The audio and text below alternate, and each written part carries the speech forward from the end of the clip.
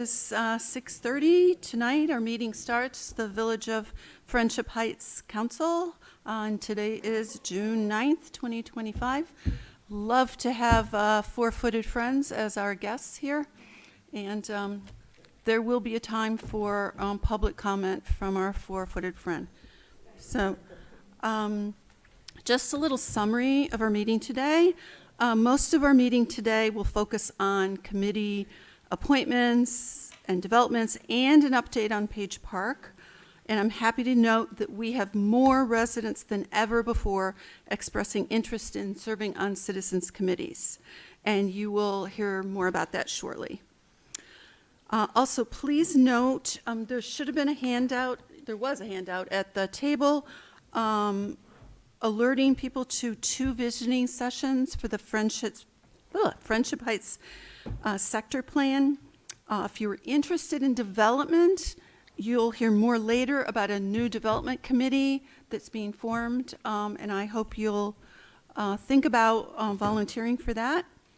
So another word about the minutes. You may notice on the agenda that there is no item approval of the minutes from the last meeting. That is because our secretary has modernized this task.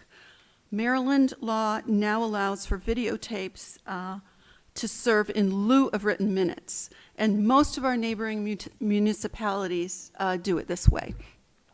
For those who are interested in learning more about what happens at a council meeting, available on our website are the video, a transcript, and a list of actions and votes at council meetings. That will be there. On the agenda today is also a further discussion on the preparation of minutes, and that has been moved to the last item under new business. So another point, I understand we are getting a new sound system, and people have advised anybody in front of a microphone to speak a little louder than they might normally speak, and to put your mouth practically on the microphone, hopefully not to spread germs, but just to make sure everyone can hear, and for the tape recording to pick up your voice. To help our vision impaired residents identify who we are, I'm going to ask council members to state their name in the microphone, starting with Ms. Alt, please. Hi, Allison Alt. Al Moeller. Roy Schaefer. Martha Solt.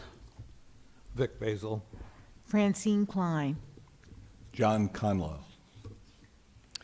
Thank you. Before we move to resident comments, our village manager or assistant manager would like to share a little information about what the Maryland Municipal League is. The staff, some members of the staff will be going, and many members of the council will be going. They provide critical information to us, and Mr. Mansfield will share a little more on that.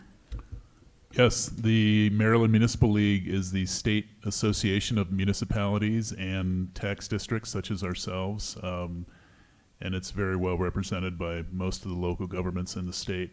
So it's the main association that provides sort of lobbying expertise in Annapolis on legislative issues, and also research and support for municipalities. And the village has been a member for many years, and they have an annual conference in Ocean City that's coming up 2 weeks from now, and a number of council members and Jason and myself will be attending. There's workshops, exhibits, vendors, receptions, and all the usual stuff that's at a conference. So we've always found it to be pretty good for bringing back some ideas. Like, for example, the regroup text alert messaging service that we're very proud of, that we've been using very well to advertise programs and to remind folks about major events. And that came from an MML conference, from a referral that we got at one of the exhibits at the conference. So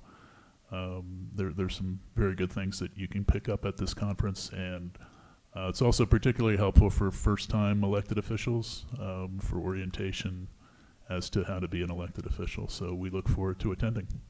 Thank you. Thank you, and hopefully we'll report back more at the next meeting on what we've learned. So we have a list of people who would like to make a public comment. I'll call them in order. It's 3 minutes, I think with a warning a little bit before. The first person is Mr. Dorsey. Mike Dorsey, excuse me, Mike Dorsey, 4620 North Park. I wanted to address a little bit this past election. As I said before, 7 individuals came together to run for election, and 1 independent, Dr. Muller. And the gang of 7, as I refer to them, the highest vote getter, there was 488 votes cast. The highest the vote getter was Ms. Klein, who received 275 votes, or 56% of the votes cast. Dividing that up by 7 people, each one of those candidates of the 7 brought about 8%, or 39 votes, whereas Dr. Muller, who ran by himself, garnered 251 votes, which is 51% of all the people that voted for 488. I say that because what I'm seeing is that this council here looks like it's going transactional from the get-go. The first order of business was to install Salt and Schaefer here. Well, many of the council members, with the exception of Dr. Muller, who attended meetings, would know that the council members that left with comments such as egos on the last council, arrogance, thirst for power, and even viciousness. That's my favorite, viciousness. And so as this transactional process that I see taking place here puts me in mind of what we see out of the White House with Stephen Miller and Elon Musk.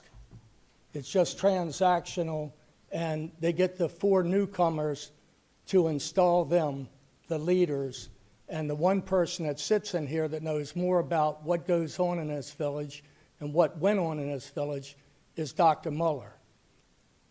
I would hope that in time that the residents know that when it comes to things like Geico and the big issues that we have before you, that that's the person we're going to need to carry our water force, and not people that can bring 39 votes each.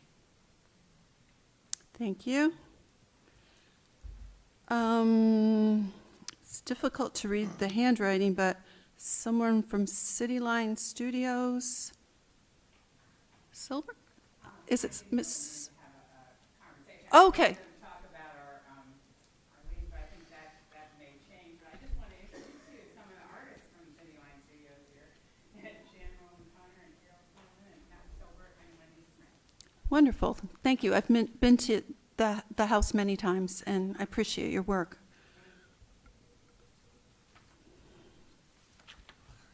Evan Brown? Sorry, I don't have anything. Okay, totally fine. Bobby Pestrunk?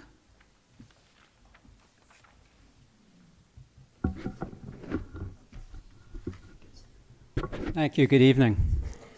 I'll briefly revisit issues I raised last month, make 2 unrelated suggestions, and finally give thanks. Last week, I received a copy of the Certificate of Deposit Investment Authorization form signed by former Treasurer Schaefer. I can only guess why my requests in public and private were not fulfilled over a year ago. Instead, they were stonewalled as recently as just before the May council meeting. The form was clearly a public document. Public dollars needn't have been spent to meet with the village attorney in closed session to obtain concurrence on this. The form did contain errors. There is no reason not to admit that it did. Hopefully, any response by council members tonight to my comments last month will avoid denial or doubling down on denial, dissembling, distraction, high dudgeon, disparagement, deflection, finger pointing, whataboutism, claims of professionalism or misdirection. Hopefully, the remaining improvements I suggested last month will also be acted on and enacted by this council. Authorizing forms should be correct. If they can't be made so, other brokers are available to assist village investments, as is the Maryland Local Government Investment Pool, set up specifically for this purpose. 2 suggestions. First, please bring back to our streets off-duty Montgomery police officers. Finalize a contract. The current and next year's budget contain funds for that important amenity. Second, please consider adding a village shuttle stop 1 day a week to serve the Montgomery Library on Massachusetts Avenue and Westbard Avenue. Residents wishing access to a full-service library could have one immediately.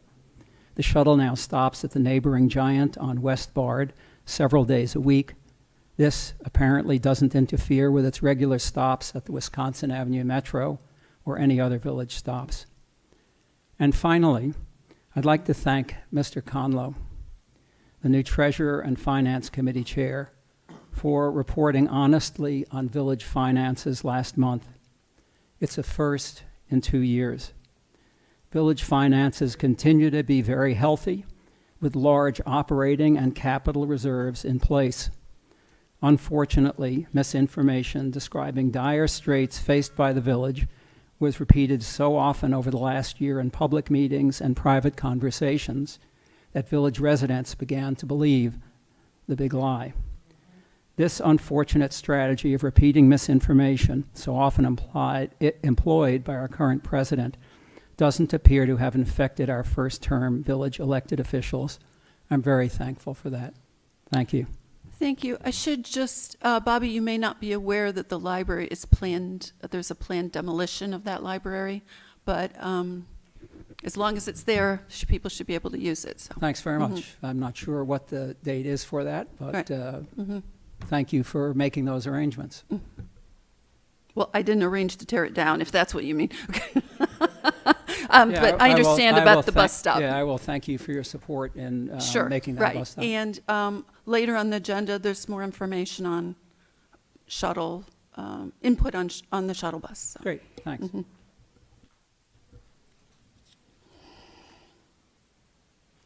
Acredi, is that the correct pronunciation?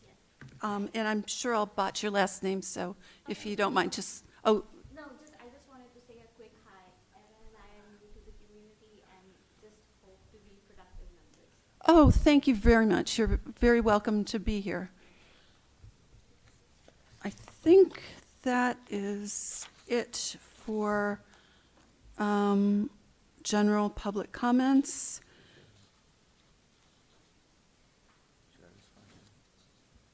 I think we move to mayor's comments now. Okay, well, this is not quite yet the mayor's report. There were, as was mentioned, some comments last month and again today about the CD account. We've not made any response because at the last meeting, Councilmember Mueller requested a public response, so I'm going to give that now. There were 3 comments that were made about the account, and these are the facts. The first comment was about the signature form that authorized signers are required to sign. Our village attorney has reviewed that form on 2 separate occasions, once during the last council at the request of Mayor White, and again more recently at my request. Both times, our village attorney concluded the paperwork is adequate and it can be signed, and I have shared that opinion with every council member. The second set of comments had to do with the pending document request. The facts are only the village manager is authorized to respond to a document request. Nobody else. There are no exceptions. After the meeting last month, I followed up with the village manager. He told me that we have supplied the document that was requested and there are no pending requests. The third comment had to do with notifications around a CD that matured on May 7th. The facts are the village has no practice and no policy that requires notifications. What happened with that CD As the date approached, I followed our practice. I collaborated with the mayor, Mayor White, and our accredited CD investment advisor to select a rollover CD. That's what happened. So when the CD matured on May 7th, the funds were returned to the account. The following day, May 8th, the village acquired a rollover CD that is 100% fully insured. All of the documentation supporting that is here. And if anybody would like to see it, just make a request to the village manager and he will respond appropriately. Thank you. The next item on the agenda is appointments to the... Oh, I'm sorry. Mayor's announcements. Okay. Thank you for This is the correcting mayor's me. report.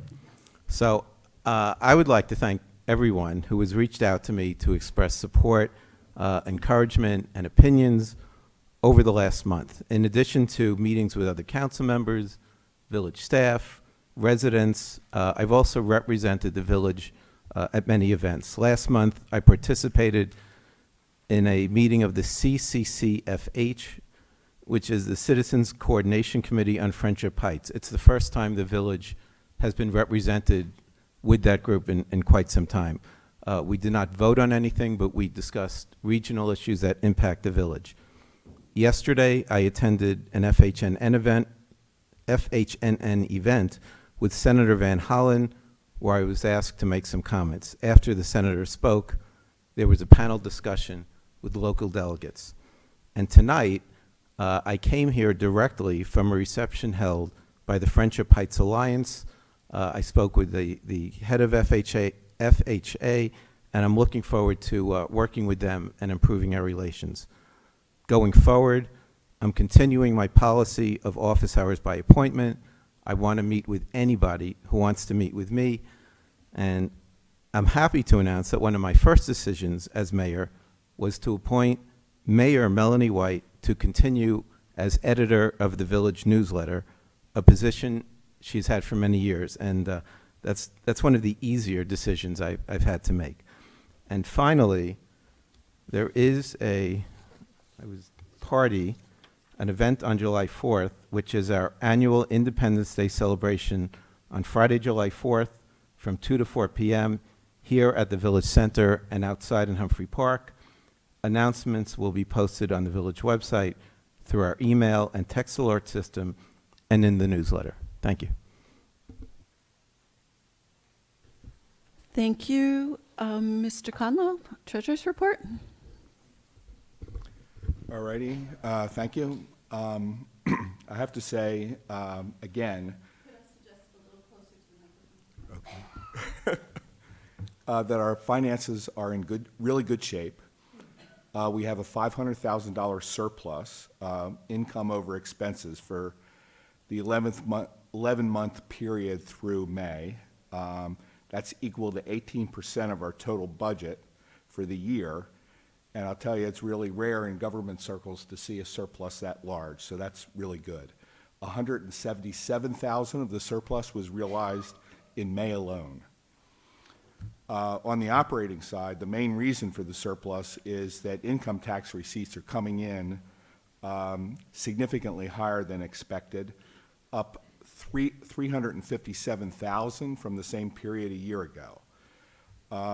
As I noted in last month's report, however, these are uncertain economic times.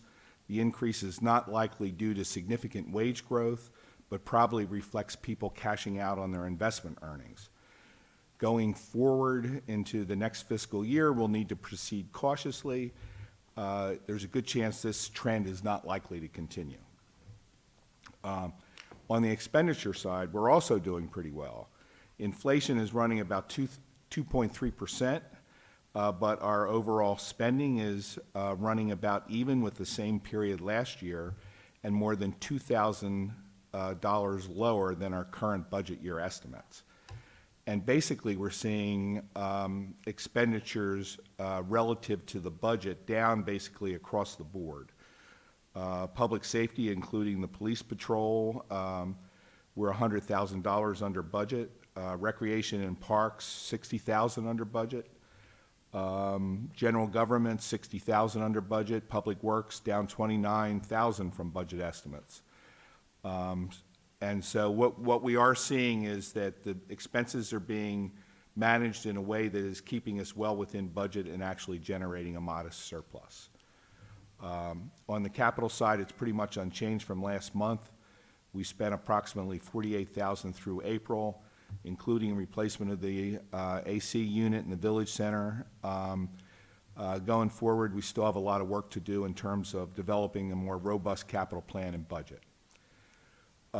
Also, really good news on the reserve fund side. Our reserves are up from an accounting standpoint, $1.2 million from last month. The increase reflects the $1 million payment from Donahoe for the purchase of development rights at 5500 Wisconsin, plus another $177,000, which I noted earlier, reflecting the surplus in our May budget. So our reserves are strong, and I think this gives the village a number of advantages. One is obviously a higher level of investment income, which helps meet the finances in our budget. It provides us with a layer of stability and better enables us to navigate uncertain times, which we're kind of in right now. It protects us from having to raise taxes suddenly or borrow funds in the event of unexpected expenditures. And going forward, it will help us finance a more robust capital investment program that helps us preserve and improve the quality of life in the village. So that's the report. Thank you. Thank you. Thank you. First of all, I'd like to thank the treasurer. That was, I thought, a very accurate review and summary. I did have, since there was a question, I think, yeah, I do have a question or a suggestion. I note that one of the speakers earlier, I think, mentioned CDs, or maybe it was the mayor. Going forward, I at least would appreciate, and I think the council would benefit when a CD is about to come forward. If, of course, the treasurer should give us all advice, and I suspect 99% of the time, if not 100% of the time, we're all going to agree. But it would be nice simply to know it as a heads up and what your advice is, whether they should be rolled over or whatever. I think that would be very helpful, and I would suspect a number of people in the audience would like to know when our CDs are coming due, about when they come due. Let everybody know. But thank you again for the report. It's encouraging to hear we're in such good shape. I wish the national government was doing as well as this little village.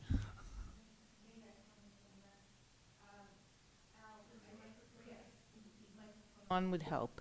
Al, I don't really agree that with regard to routine reinvestments of CDs, we should hold up the process or even create a layer of notification.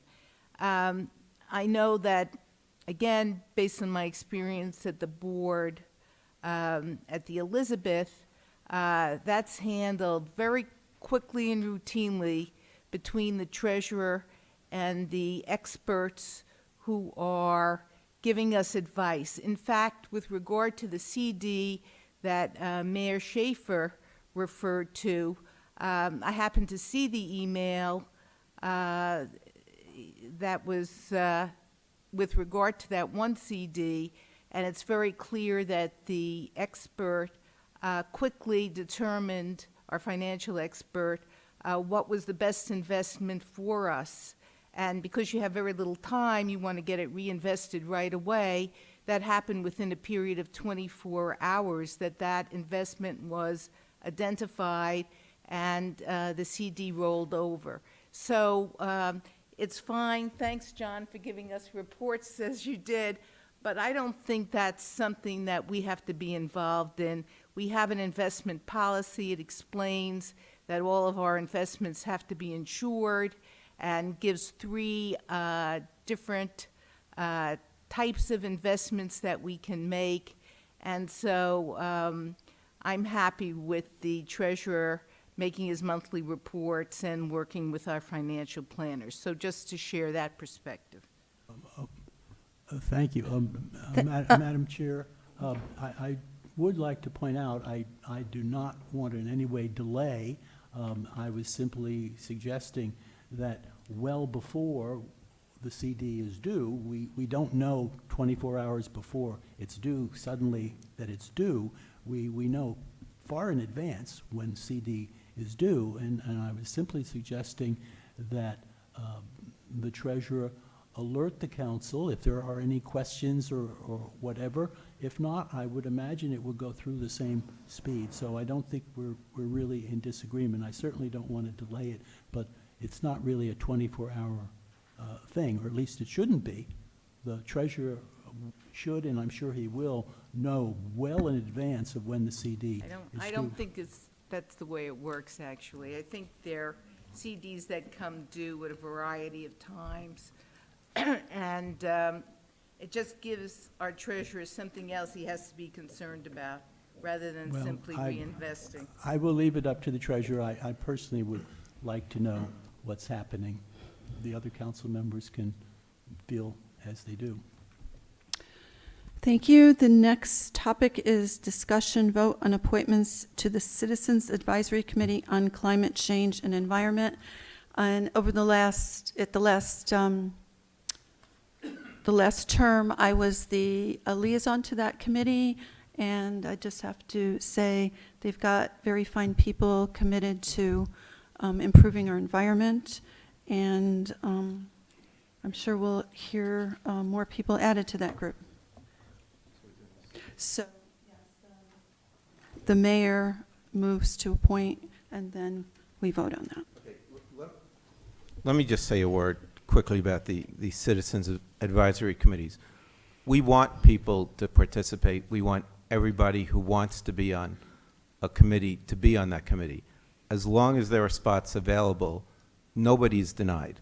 And last month, the reason we were able to make reappointments to that committee, we had 4 people who expressed an interest in rejoining. We knew from experience we're not going to fill every spot, and that's why we went ahead.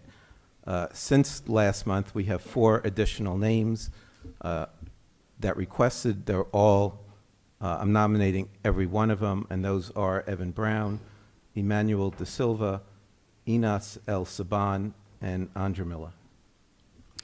Thank you. So I'm going to call for the vote. All those in favor of those 4 names, if you could raise your hand and say yes? Yes. Yes. Yes. I'm sorry, Mr. Mueller, I didn't see your vote. Was yes? Okay, thank you.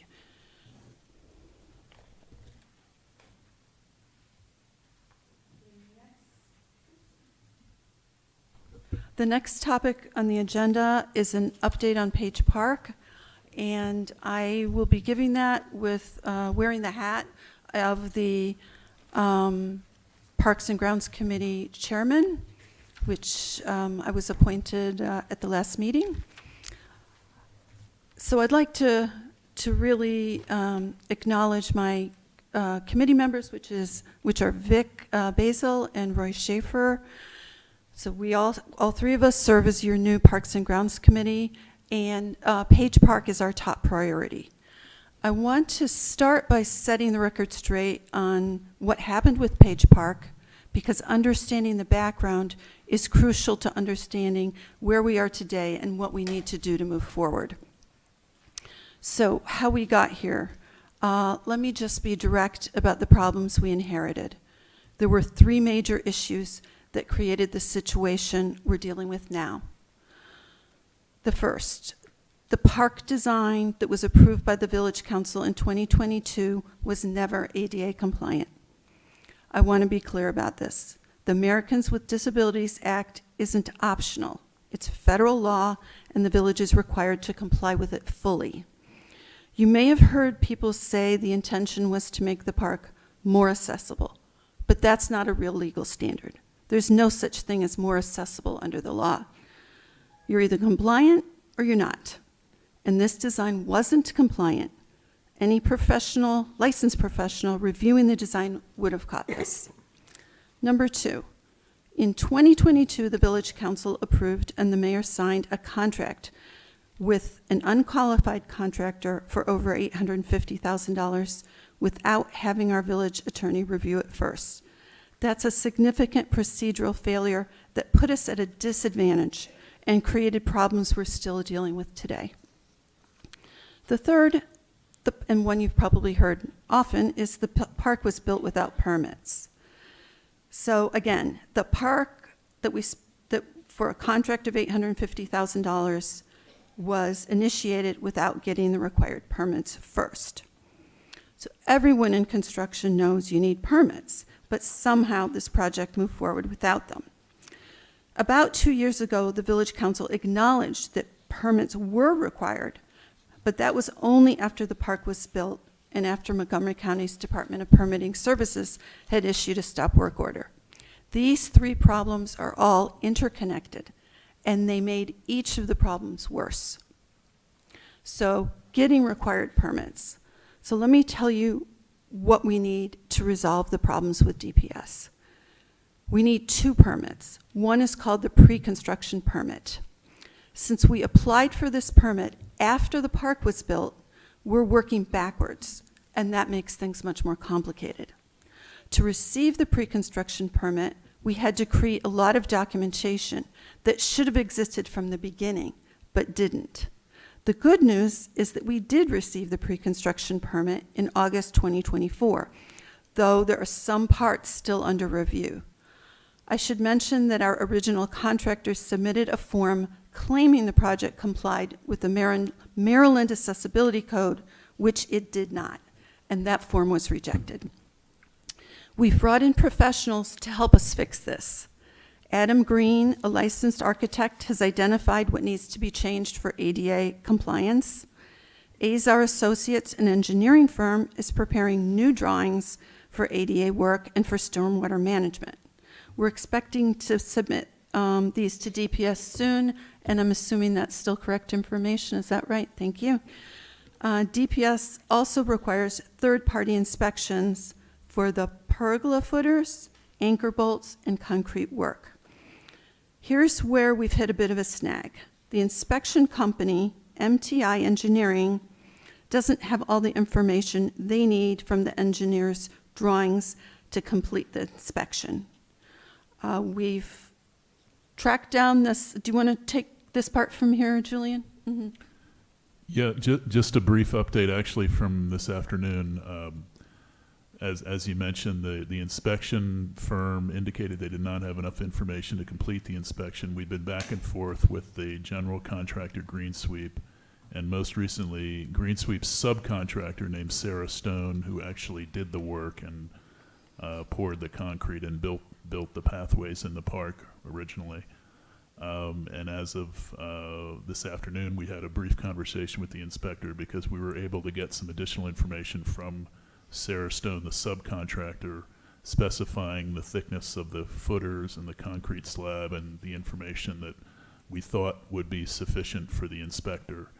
The inspection person this afternoon indicated he still wasn't sure if this was enough, and he now wants to speak to DPS directly. So we are connecting him with Chris Allen, who's the supervisor at DPS, and he's basically in charge of the inspectors directly, so that the engineering firm the inspection firm can follow up with DPS and hopefully sort of break through this kind of log jam where we are now, because the work we've excavated the park in order to perform the inspections, but they haven't been completed because of this back and forth. So we hope that will clear this up and allow those inspections to proceed.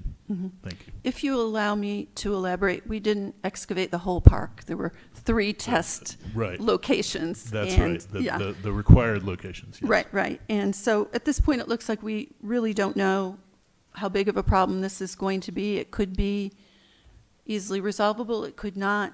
At this point, we don't know. So if I could share our committee's approach. We were appointed to this committee 3 weeks ago.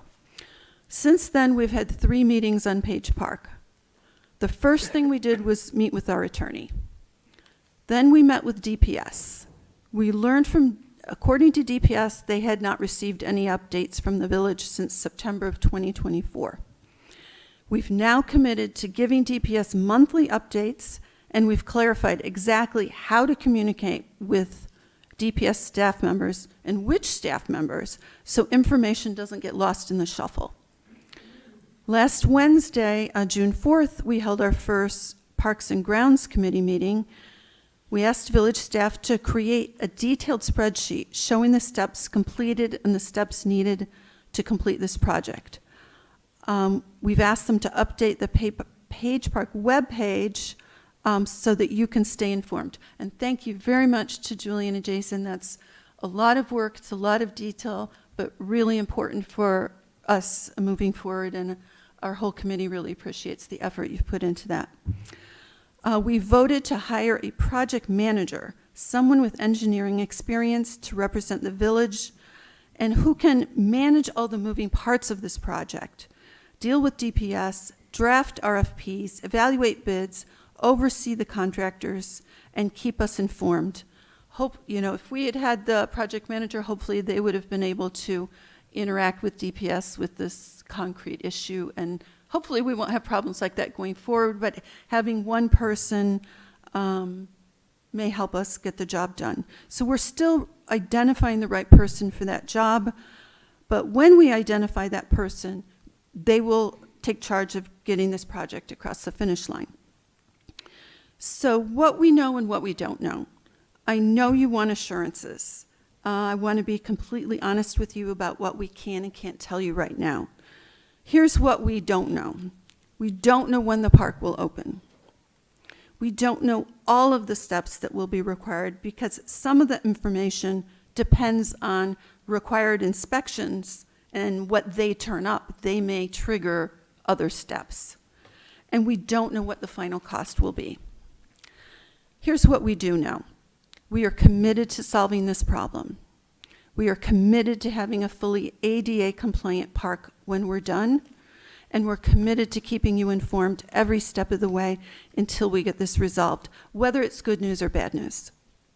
This has been a frustrating situation for everyone involved, and we are working on a path forward. We are getting a professional to help us. We have better communication lined up with DPS, and we have a Parks and Grounds Committee that's focused on getting this done. I know you have questions, and we'll do our best to answer them. I might urge you to send them to the village email address, but if anybody has a question or two now, I think we have a little bit of time. Madam, You don't have enough time for me, I'll do it at the next meeting. And I'm encouraging people to send their questions by email so we can make sure we answer what we can. Madam Chair? I'm sorry, I didn't see you. Yes. Mhm. Yes. Did I understand you to say that we have approved, which I support, we have approved a project manager, or was that the committee that was suggesting it? The committee voted on hiring a project manager, and that would be within the Purview. budgetary amount of the village manager. And there, I guess you're interviewing people, would you say? Would you like to share more information on that? Before the manager responds, might I suggest that the council go on record? I, for one, would like to support that, but the council hasn't actually approved that, and I think it would be very helpful if we showed unanimity, if that's possible. Okay. I would so move that the council support the recommendation of the Parks Committee to hire a project manager, and the village manager initiate that search. Thank you. Mr. Mueller, is there a second for that? I second. Thank you. All in favor, please raise your hand and say aye or yes. And I see everybody. Thank you. Appreciate that vote of support. And I really have to add that our committee is truly dedicated to this and single-minded on Page Park.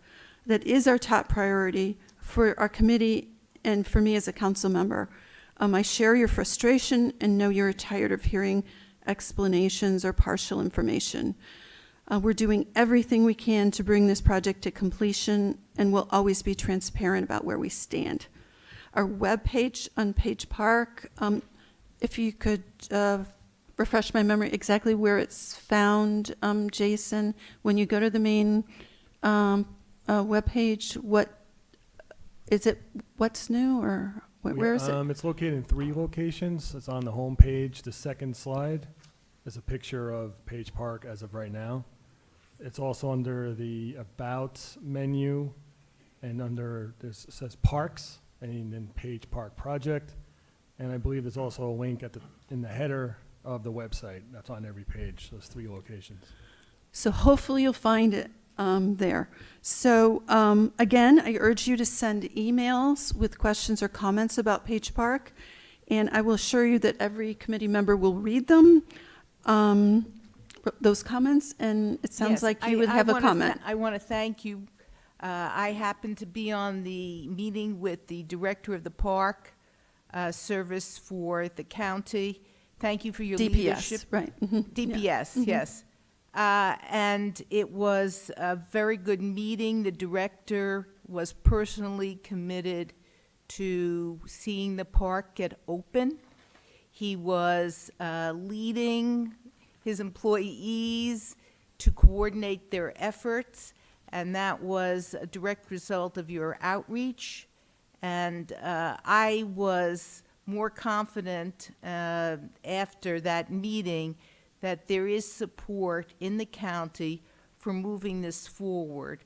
Of course, the steps that you have outlined need to be taken, and that's the experts that will need to determine whether or not the infrastructure is sufficient.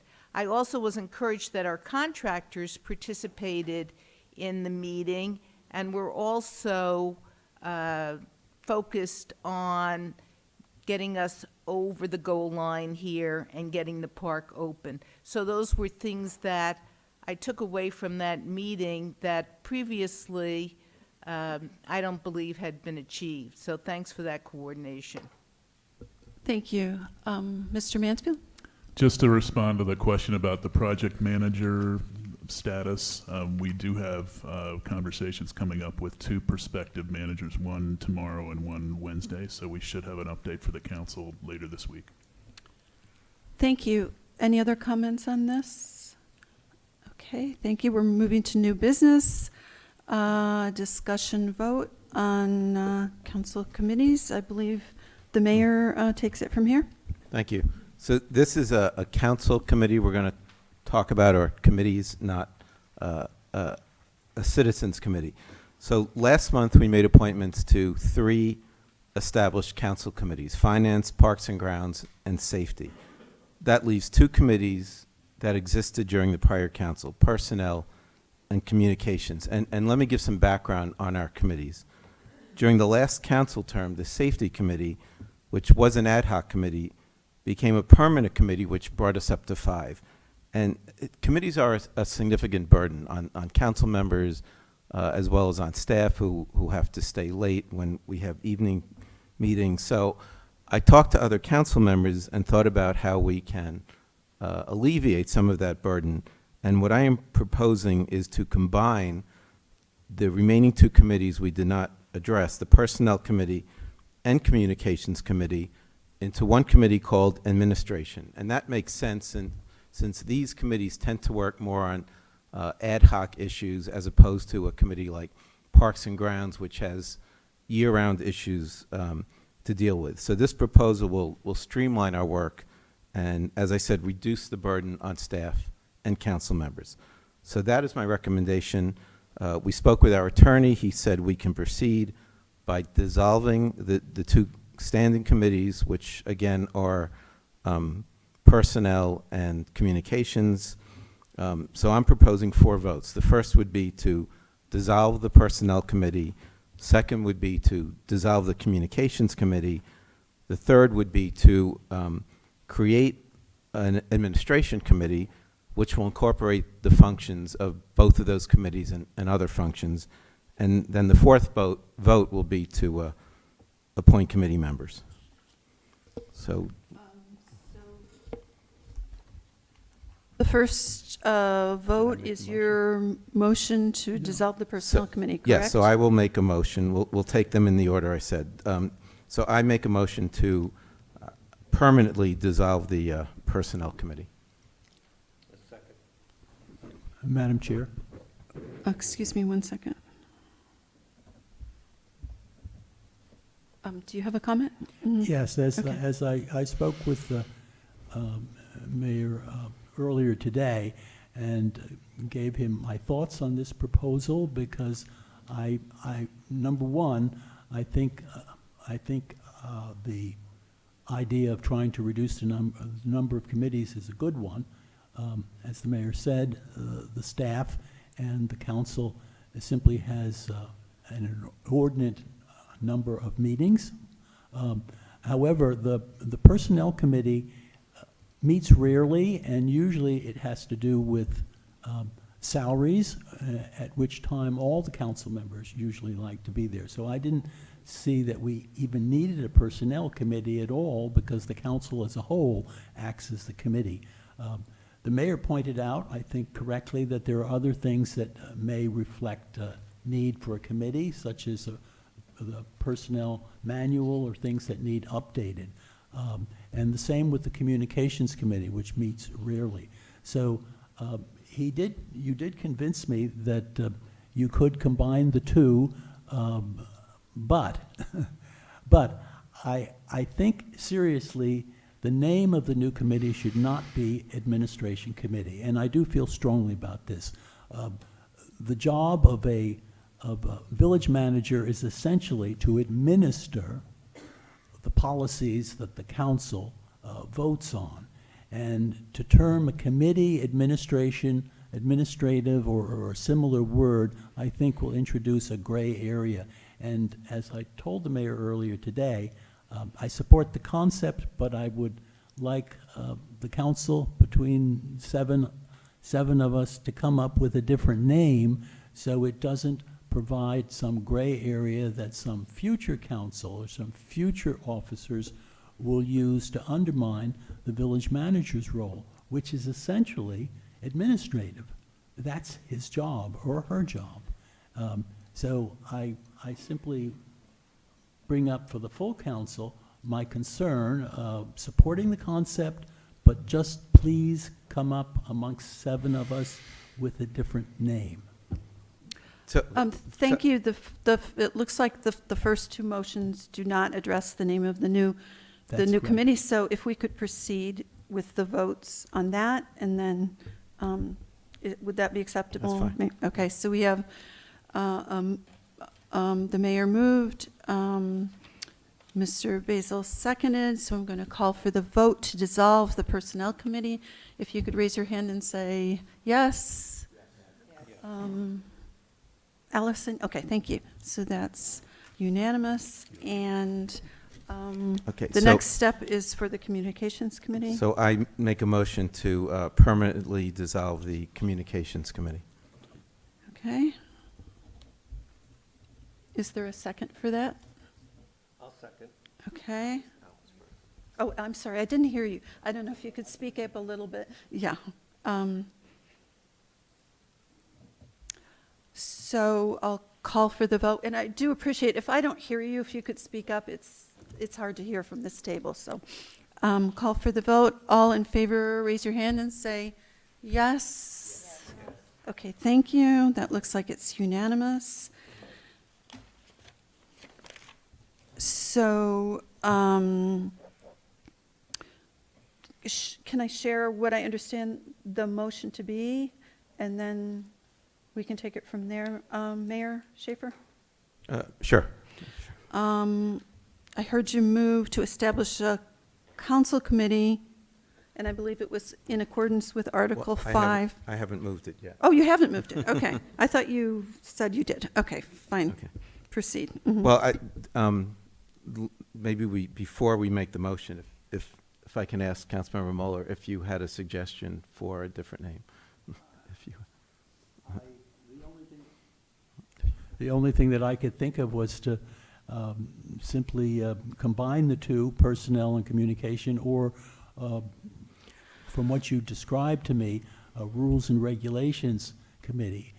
Any word that would carry out what your intention was, other than the word administrative. Okay, I think rules and regulations would be too narrow, because, for example, salary considerations, Well, which would not sort of be implied that we cover that. The salaries, again, as I said earlier, that has traditionally, no matter what the committee is talking about, everyone on the council comes to that meeting because everyone's interested and wants to give input and hear what the manager's suggestions are for salaries.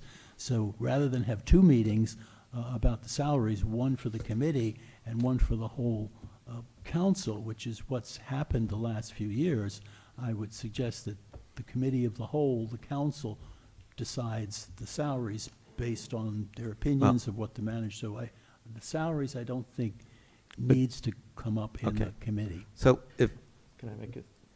If I can, why don't I make the motion, and then if somebody wants to move to change the name, we can. Would that be okay?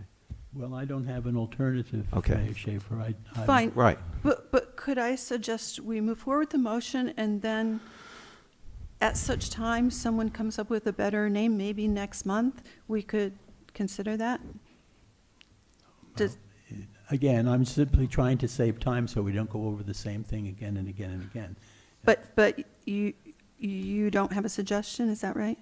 Well, I suggested rules and regulations, or simply personnel and communication. Combine the two names, if you think that's appropriate. Yeah, I think we talked, or there was conversation earlier about some of the other things this group would do. Things like data security, Open Meetings Act, how to handle document requests, all that, which doesn't really handle that, but, yes. If I could provide a suggested name, policies and procedures. Seems, broad enough to cover what you might be looking at in combining those two committees. That would be acceptable to me, but again, I wasn't looking to make the decision that makes sense if that covers what the mayor was concerned about.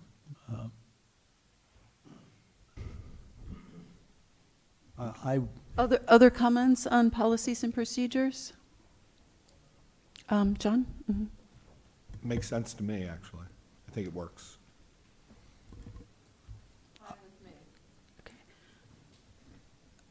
So I will consider Okay. it your initial motion Yes. with policies and procedures Yes. as the name? So I'll make the motion. So in accordance with Article 5 of the bylaws, I move to establish a council committee to be named Policies and Procedures with an open-ended term, and for the purpose to support the efficient operation and administration of village policies consistent with the requirements of good government practices and all applicable laws and regulations.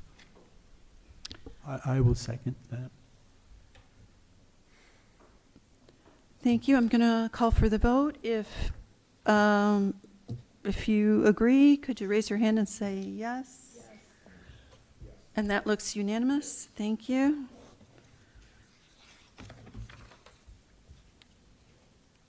I believe you have another motion. Is that right? Okay, so now we're going back to the Citizens Advisory No, Committees. no, we're appointing to the Policies and Procedures Committee. Oh, I'm sorry. I got ahead of myself. Okay, so, yes, so I am making the following appointments to Policies and Procedures. The chairman will be Vic Basil. Also, Councilmember Martha Sult, who was the chair of the Communications Committee during the last council, and Councilmember Francine Klein. No, I second. And did you mention the chairman? Vic. Yeah, Yes, okay. I thought I did. So, if I could call for the vote, if you could raise your hand and say yes. It's unanimous. Thank you very much. I think we're on the shuttle bus Okay, I advisory committee. don't plan on talking this much at every meeting.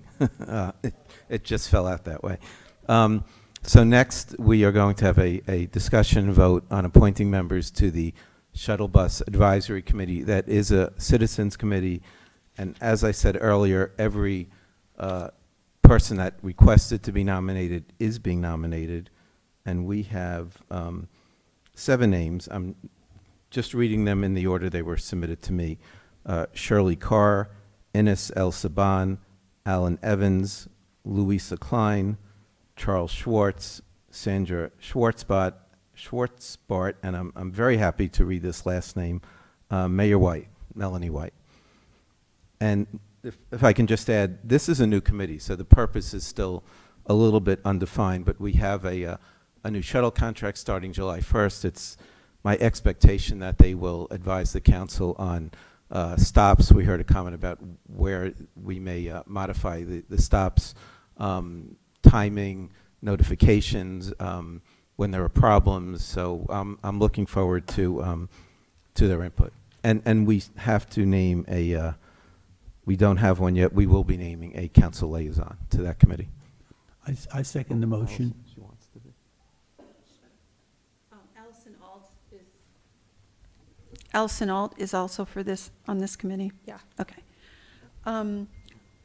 Before we vote on those, I was on the shuttle, what did we call it? Before, when we were looking at the contract, and people had so many great ideas about how to make the shuttle work better for their lives, monitoring the contract for us. Was the contractor compliant? When did we need to communicate to the company? So this is a way for regular riders of the shuttle to be able to provide input and to be able to make the service better for them. And I know people talked a lot about potentially changing the routes, and I know one of our commenters suggested adding a library as a stop. Those are the kinds of things that this committee would be great at considering, and I hope if you're a committed shuttle rider and you would like, and your name wasn't called, if you would, I'm sure the mayor would be open to anyone else serving on this committee. So, Mr. Mueller, do you have a comment? Yes, Madam Chair, I fully agree and appreciate your comments. I think our audience would be interested in a historical fact. When we first tested the idea in the 1970s of having a shuttle bus, there was not the unanimity that I'm hearing right now. There was actually the feeling by some, a vocal number of people, that it was a waste of money, and people could literally walk to the Giant and they didn't really need a shuttle bus.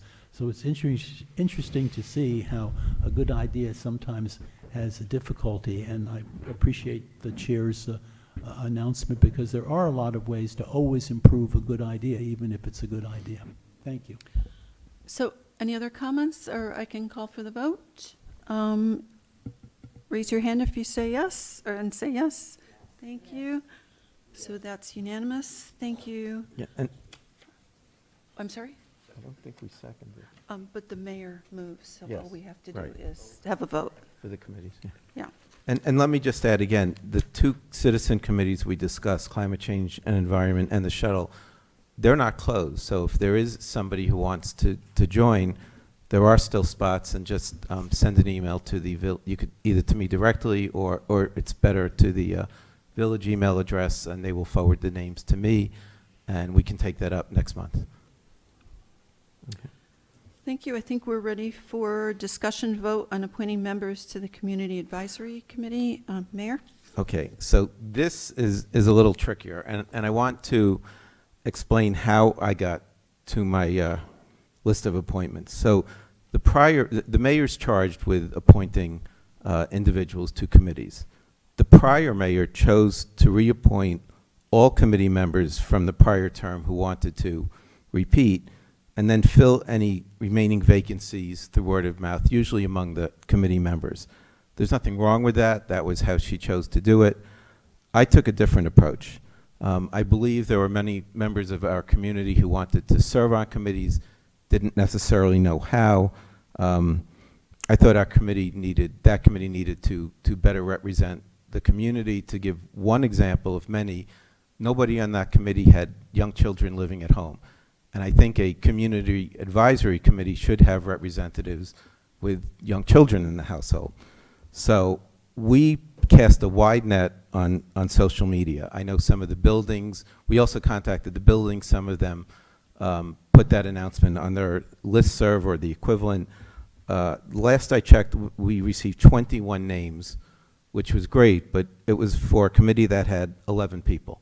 And that left me with some difficult choices to make. So the first decision I made was to increase the number of nominees to 13. And based on my observations attending a lot of those meetings and discussions I had with the prior chair for most of the last committee term up until the last few months, that was what he recommended as the upper limit. So I did reach out to every single person on that list. I spoke, of the 21 names, I spoke to 20 of them. One person chose not to have a phone call, but I took it very seriously. Nobody was automatically included or excluded, and I came up with a list of 13 I'm going to read. And as I said, my nominations include individuals with perspectives that I think need to be on the committee and had been missing.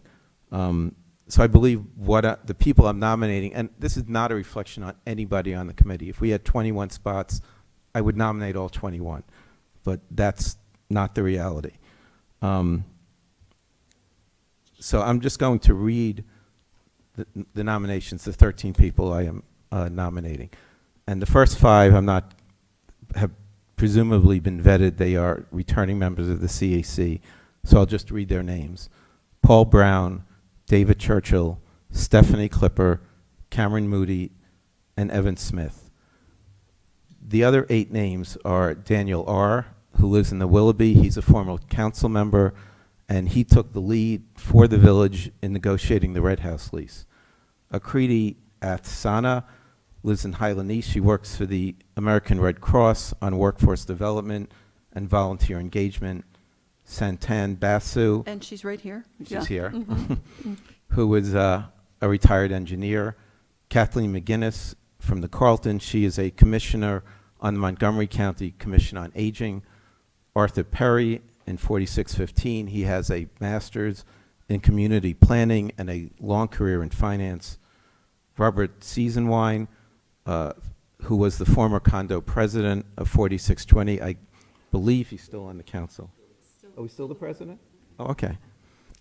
Tyra Walker at 4620. She is a newer resident to the village and a senior associate at a law firm. And Wendy Wee Chang, who is a 10-year resident of the village and a mother of a 2-year-old child who has, I've had a few conversations with about ideas to add maybe programs or events or better ways to utilize our resources to help young children. So those are the 13 names I'm nominating. Thank you. So I'll call for the vote for all of those. Discussion? I'm sorry, go ahead. Yes. Well, I had a discussion earlier today, and as I told the mayor, I completely agree with his philosophy. We need to always try to improve things. However, in this instance, I would have gone about it differently. And I know that the mayor spoke with the one of the former chairs of the committee, Joe Butchera, who was a good friend and an excellent chair of the committee. However, there were at least 2 other chairs of that committee who I don't think shared that particular opinion, Mr. Niles and myself. I would have, as I told the mayor, I would have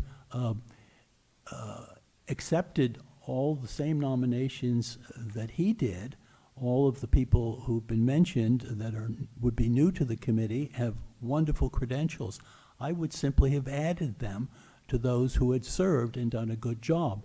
There is, just so the residents understand, there is no set number. This is not a Supreme Court where you have 9 people.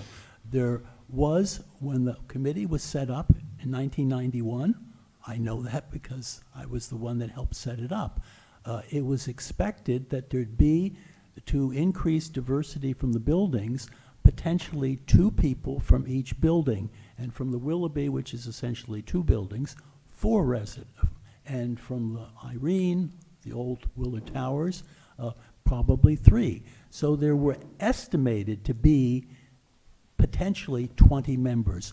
We never found qualified people. The mayor has done an excellent job in finding new, very qualified people.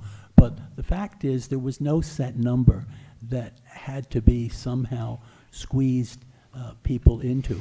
So I personally would have, if I'd been asked advice before the nominations were made, I would have said, simply make the committee larger. We always have people that can't come for various reasons, and the more the merrier. There's not a set number. That's what I'm getting at. However, I fully support, and I will support what the mayor has done. He has also said, I think very wisely, that the experience of those who served on the Citizens Advisory Group before, and because it was felt not to be appropriate to have a larger number of people, I believe, and he can correct me if I'm misstating this, but I believe he has indicated that they would be invited, if they applied and were interested, to serve on the newly appointed development committee, which will be discussed later, and I fully support that.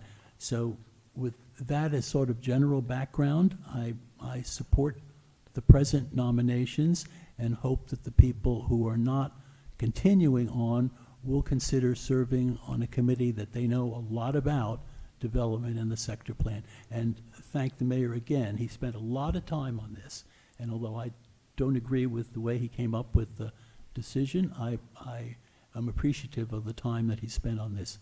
Thank you. Other comments? Okay, I'll call for the vote. All those in favor of the nominees mentioned by the mayor, please say yes and raise your hand. Yes. Thank you. That looks like it's unanimous.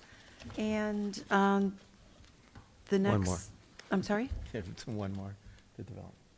I know. And the Okay. next topic is discussion, not a vote, on a new Development Advisory Committee, which the mayor will explain is a bit different than how it was approached the last term. Right. So the last council term, we had an ad hoc committee on development. I didn't think it was particularly effective. It was just 3 council members. I think it makes more sense to have a broader-based committee, something along the lines of what we did with the shuttle, where we have a committee with council members and resident members. We're still sort of figuring out exactly what, certainly they're going to work on sector plan issues. I think their charge will be a little bit wider than that, to work on, as the name implies, the broader issues of development.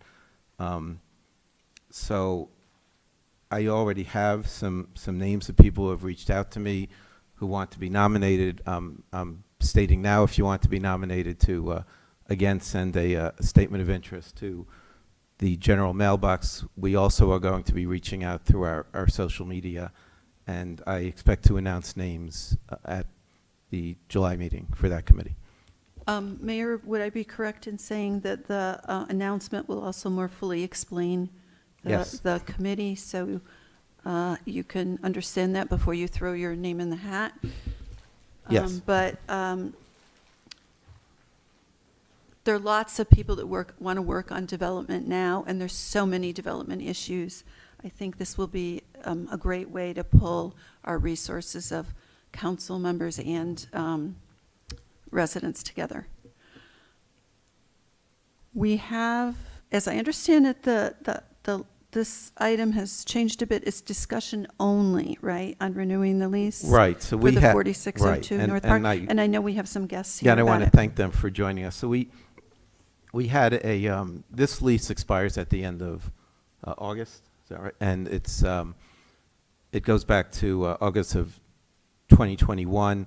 So it's been renewed on one-year leases. We had a very, and I thought, productive and preliminary conversation today about the lease renewal. I shared what I think are the concerns of the village, and I heard what the concerns of the artists are. We'll continue to talk, and hopefully we can reach a resolution that I can announce lease terms for a council vote, and that's where we are. And I would add, we'll be here after the meeting if you'd like to talk some more. Mhm. There's no vote, right. We have one remaining item that was moved from the front of the agenda, and that's discussion on hiring a professional minute taker for council meeting minutes. And Councilmember Muller has thoughts on this? Yes, thank you. I have discussed this as a courtesy with the secretary, and I really will defer to him, whatever his decision or preference is. But as was mentioned at the beginning of the meeting, there's no longer expected to be written copies of what most of us consider minutes. For a number of reasons. Over the years, people have had different strategies of taking minutes. The two main types of minutes, both of them in different places used. One is a very detailed one. The other is just the motions and who voted. When I was secretary, I sort of took a middle course and had a detailed but not ad nauseum, so people could read the minutes like little essays and get the flavor of what the votes, what went into the votes. And there's no right or wrong way. As was pointed out to me, the Roberts Rules, which is a guideline for this council, but the council decides, actually takes precedence. If nothing is said, we go by the guidelines of Robert's Rules. Robert's Rules intended for Congress essentially have a transcript-like congressional record. And it was pointed out to me that now, as the village attorney has pointed out, many municipalities simply use the transcript and the videos that are saved as the record. We used to have a paid minutes taker, which worked fine until that person either left or no longer was quite as competent, and that created real problems. And the council, prior to my being back on, did have serious problems with that professional minute taker. And as a result, the secretary of the council was taking minutes, and they stopped having the paid professional who wasn't worth what they were paying for, in so many words. And that really wasn't fair. I do not think it's appropriate that the secretary be focusing on taking notes rather than participating fully. So I was hoping that they could find a different firm or a different person that could be paid to take it appropriately. That person who was competent before would then submit the draft to the village manager, who'd make some corrections, and then it would go to the council secretary, who would then make a few more corrections. When it was working, it worked fine, but obviously it didn't work. So now, as you heard, the suggestion is we just go with the video and the transcript, which is available. The problem, as I see it, is that there is no permanent indication that that record is going to stay there. And what happens if that record isn't there? Historically, it's lost. I know from personal experience, when I came on the council first in the 1970s, it was a very controversial time. And sometimes you feel that hasn't changed, but it was far more controversial. And councils were suing former councils who then sue the new councils. And guess what? One of the things that came up was what was in the minutes. And miraculously, the minutes before the 1970s were gone. Nobody to this day knows what happened to them, but that is why I am so strongly in favor of having something that is written. I certainly support keeping the videos, keeping the transcripts, because that's what the paid minute taker and the village manager and the secretary, if they have that, they can check out. And any questions from the audience, you can check that out. But what happens if, God forbid, and I know this never happens, the tapes don't work? I'd like to know from the village manager, how many times has the taping of something not gone quite right? I know the answer to that. That was a rhetorical question. What happens when there's no tape and there's nothing written? There's no record. There's no record. And that's what I'm concerned about. I'm concerned about it as a council member, and for better or worse, I'm concerned about it as your historian. So that's what, and I have reviewed this, and, you know, I will go with what the secretary wants and what the council wants, but I am concerned that not immediately, but afterwards, if there's no historical record that we maintain for sure as a fallback, we could be, future councils, in trouble. Those are my thoughts, Madam Chair. Hi. As the most recent secretary, I have comments, but I will defer to you. Well, Ms. I Klein. just have some questions, factual questions that I don't know the answer to. When we say there's a transcript, does that mean that, that it's literally a transcript of what I'm saying now, so that someone could look at it and they would be able to print off what I've said? Is that right, Julian? Yes, if you go to the website and you click on the council meetings link, and it takes you to the web page of the live stream recording folks that do this for us, and you start watching the video of the live stream, directly underneath it is a transcript of every word that's said. spoken. Yes. And can one print off the entire transcript of this meeting? Yes. Okay, so there is, for those who want it, an ability to get a document that reflects what happened here in writing. Yes. Is there anything else, Jason, that you wanted to add? I'm sorry, just wanted to add, on that same website, they produce an actual transcript. It's in one of the menus on the right-hand side of the page. So there's two sources to get the transcripts for that video. And could you explain what the difference is when you say? They put timestamps on the file. It's a Word document. Martha knows this document very well. Sorry, Chairman Salt. It's just a timestamp, so they tell you which section of the meeting occurred and what time and whatnot. What Julian was referring to is a paragraph by paragraph description as you're watching the video, which doesn't, I believe, does not have the timestamps. Okay. So there's two sources of documentation. And have we ever given any thought to printing out a hard copy so that we would have something in the file, so to speak, the way us folk who are used to paper, have seen it in the past? Or do we just rely on the IT system? Is it in our file, or is it only in the company that's providing us with the transcription?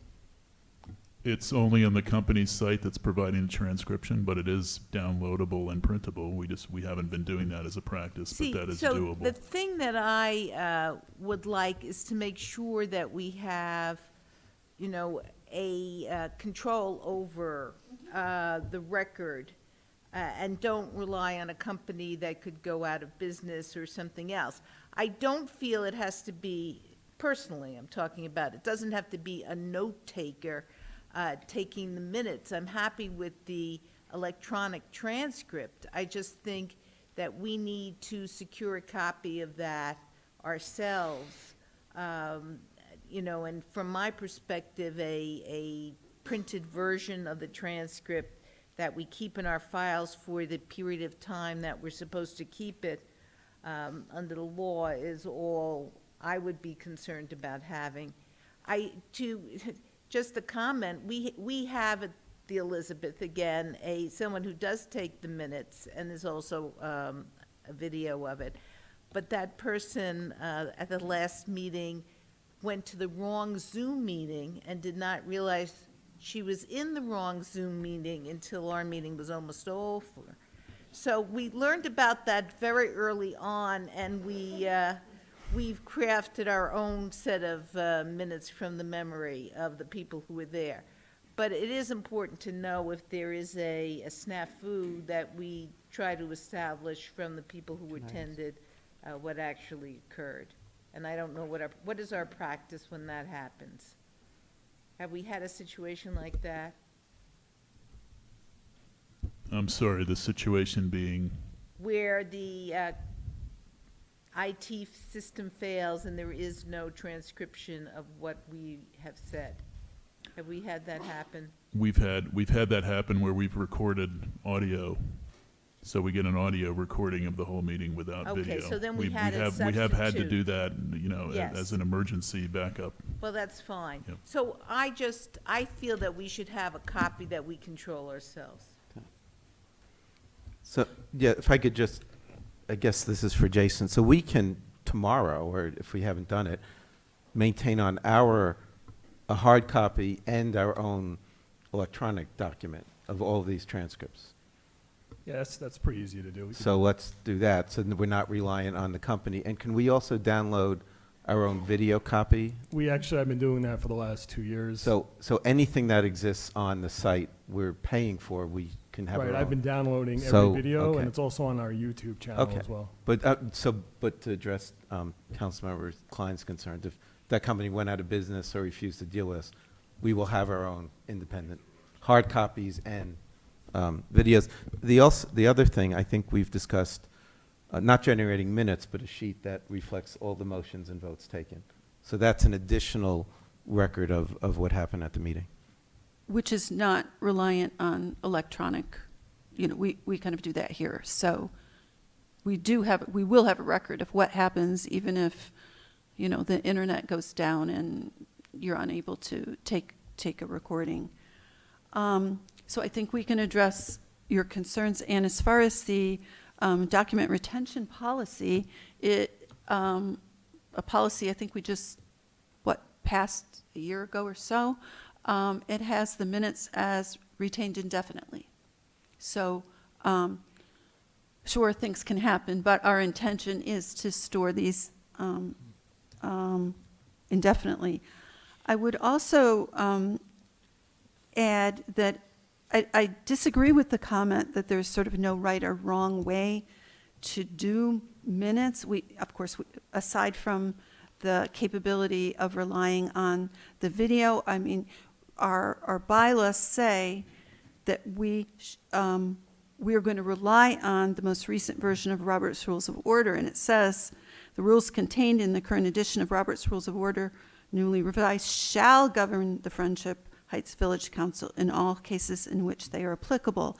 And there is a provision, or a chapter, or article, or whatever you want to call it, in Robert's Rules of Order on minutes.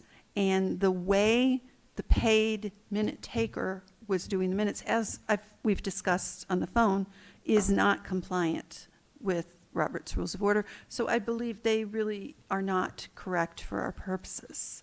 So there's a lot of ways to get information, different views on minutes and so forth. And as the past secretary, I can say, prior to this new modernization, it was a thankless task. So lucky you if you decide to continue with this.